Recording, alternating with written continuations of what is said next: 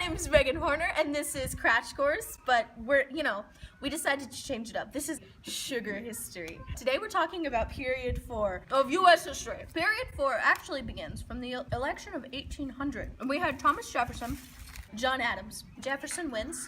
He's Republican, Democratic Republican, and he marks the beginning of Republican victory, which lasts for a whole 24 years. That's how many presidents? That's 3 presidents, right? No. With the election of Thomas Jefferson, we have the 12th Amendment, which basically made it so that the vice president isn't going to be the person who almost won, because that was stupid. Like, let's be real, guys. Jefferson brings in this whole Jeffersonian simplicity thing, which means that he's supposed to be like super approachable or whatever. Jefferson as a whole thought that the federal government should just like chill, decrease military spending, the strict interpretation of the Constitution, and didn't believe in slave trade, even though he like had slaves, which is generally not a great thing. During his presidency, there was Marbury versus Madison established judicial review. Arguably, one of the most important things about Jefferson's presidency was his purchase of Louisiana. This expanded the United States like a ton. Really brought to question some of Jefferson's ideals of what the government should be. He wasn't really sure if the government had the authority to purchase land. It wasn't strictly talked about in the Constitution, leading many people to call Jefferson a hypocrite. And I mean, he kind of was, but like whatever. He bought Louisiana and a bunch of other places. So, who cares? From around the time of Jefferson's presidency, there was this really unfortunate thing where war went to Europe. By Europe, I mean Britain and France. Britain and France get into it, which, like, they do a lot because, I don't know why. This is U.S. history, not European history. They start to sort of fight. At this point, the U.S. isn't super friendly with Great Britain for, like, obvious reasons. Super besties with France because they helped in the Revolutionary War. The United States decides not to really help and stay out of it.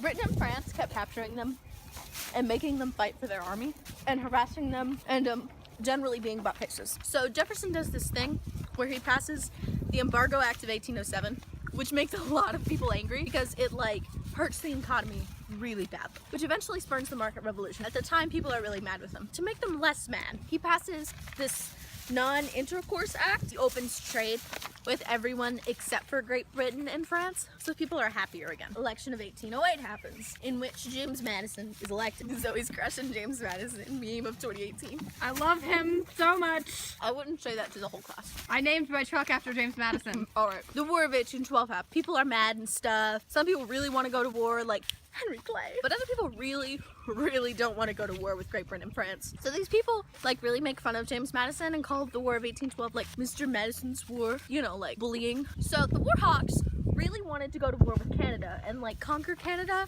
which has never worked out for anybody because Canada's it's cold, alright? It's real cold. They try to conquer Canada, it really doesn't work out. The War of 1812 ends. Ultimately, the United States was like really unprepared for the War of 1812. Their military was like crap. Basically, it was just a glorified militia. At the end of the war, no one really won. It was the Treaty of Ghent, right? So the war ends. The Treaty of Ghent, which basically was really crappy.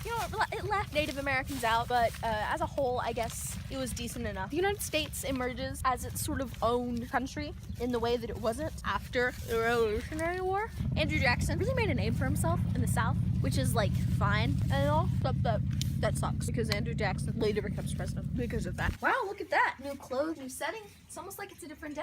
After the War of 1812, the United States had begun to devolve into different regional demographics, the little system. The market revolution bloomed. This also led to the Tariff of 1816, which was the first protective tariff. Transportation got better and increased. Water transportation included steamboats and clipper ships. The Erie Canal was built. Railroads also increased. The Sears catalog! Railroads also made settlement, farming, and industry easier, but it led to Native American relocation, which is bad. Corruption in the industry. Telegraph, there were more machines for farming, and the quality of living generally increased. Agriculture and industry also changed some because cotton became so massively important after the invention of the cotton gin. Tariffs, a hot topic. Similar to today. Synthesis! The South does not really industrialize while the North does. There was also a growth in cities, leading to the temperance movement. Can't work if you're drunk. There was also a cult of domesticity, which meant that the women were meant to stay home and, were in charge of the household. That also led to the birth of Jim Crow.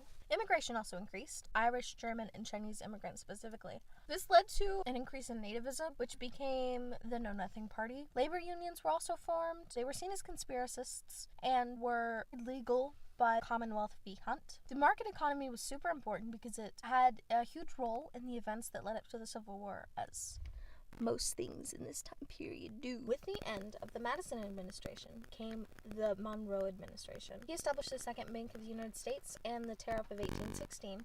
James Monroe's presidency was known as the era of good feelings, mostly because in the first 2 years there was lots of peace and prosperity. Everyone basically agreed politically for the most part. There wasn't a lot of debate. The Panic of 1819 was caused when cotton prices began to plummet. It was because the tariff of 1816 was not high enough. New United States Bank was reckless with loans. Rush-Bagot Agreement and the Adams-Honest Agreement. There was also the Missouri Compromise, which was one of the first compromises that helped sort of subdue some of the sectional tension, or at least that was its goal. This led neither side to be happy because neither side really got what they wanted. During his administration, Monroe established the Monroe Doctrine, which basically states that there will be no more colonization from Europe and North America. It became the United States foreign policy base for years. The Monroe administration ended with the election of 1824. John Quincy Adams versus Andrew Jackson versus Henry Clay ended up with John Quincy Adams elected. Synthesis! John Quincy Adams was unpopular during his presidency, and his election of 1828 was just Andrew Jackson and John Quincy Adams. Jackson wished for the expansion of vote rights to poor white males, leading to Jacksonian democracy. Jackson was known as Old Hickory for some reason by the people that liked him. For the people that don't, he was known as King Andrew I. He wanted to lower taxes, reduce government spending, and remove Native Americans. He had a system called the spoil system, which basically means that he would give positions and offices to his friends. His vice president was John C. Calhoun, who had some issues, partially because he headed the nullification crisis, and also because of this whole Peggy Eaton affair thing. Someone anonymous, but probably John C. Calhoun, wrote the South Carolina Exposition and Protest, which basically was hey, South Carolina, we should maybe, I don't know, secede. And South Carolina was alright. It basically implied that the states could nullify the laws, which is, not true.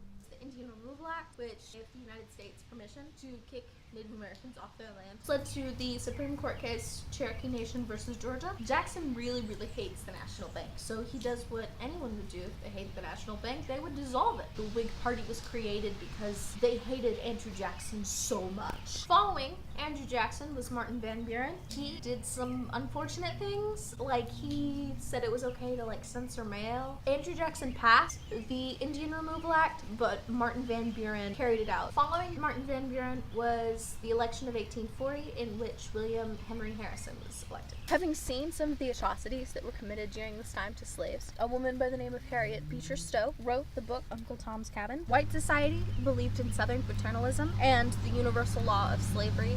Black society was determined by black codes and where you lived. Religion was also used by slaves at that time as a coping mechanism. There were slave rebellions. None of them really succeeded and actually ended up increasing black codes. There was also the new Old Southwest idea. So during this time period, religion was super important. Leftovers from the Enlightenment era believed in deism, a sort of logical sect of Christianity. There was also Unitarianism and Universalism. All of this religion led to the Second Great Awakening. This was based primarily with Baptist and Methodist.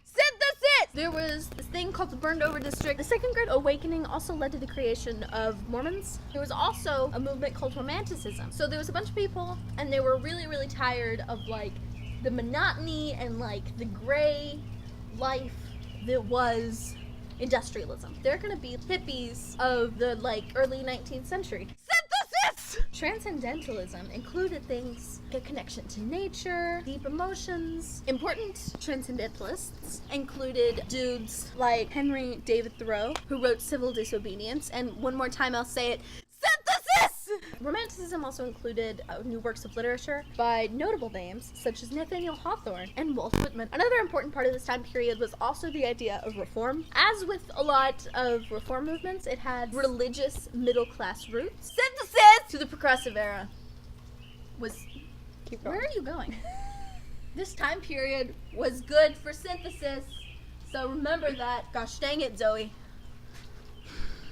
Part of that reform was the reform of education. This was important because of increased literacy rate. Public education became a thing. Female education at this time was also super important. Synthesis to Zenger, very, very, very beginning. The temperance movement. Mountain men. The prison reform during the time. A notable name in this area includes Dorothea Dix, who focused a lot on mental health and insane asylum reform. Synthesis to Nellie Bly in the progressive era. Women's rights. Notable names include Catherine Beecher, who sort of put a name to the cult of domesticity. The Seneca Falls Convention, which basically was like, we should have the right to vote, and yeah, that feels pretty important. Finally, we have the abolition movement, which it didn't have a lot of national push at this time, but would later become like super important. So a gag rule on Congress, which basically meant that they were not going to talk about slavery. In 1841, John Tyler was elected as presidency.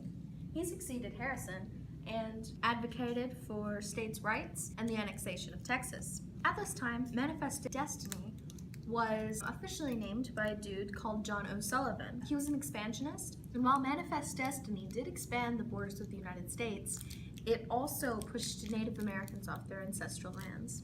The Oregon Territory was officially decided by the Webster-Ashburton Treaty. An interesting thing about the West, there were lots of equality over genders, which makes sense when one considers that Wyoming was the first state to allow the vote to women. The West, for many, was a symbol of equality. California, before it officially became a state, was known as the Bear Flag Republic, and Texas, a territory that was not yet a state, was part of Mexico. Ironically, it was white settlers that illegally crossed over the border and disobeyed Mexico's requirements of must be Catholic and not to have slaves. When it was liberated from Mexico, it was known as the Lone Star Republic. Remember the Alamo. The election of 1844 brought the Whigs with Henry Clay. That's right. He's still alive. He's still alive. Who really focused on internal improvements. And the Democrats with Holt, who wanted expansion, decreased government power, and he was elected with the slogan 50-40 or fight. The Mexican-American War was brutal. The United States decimated Mexico. The Treaty of Guadalupe Hidalgo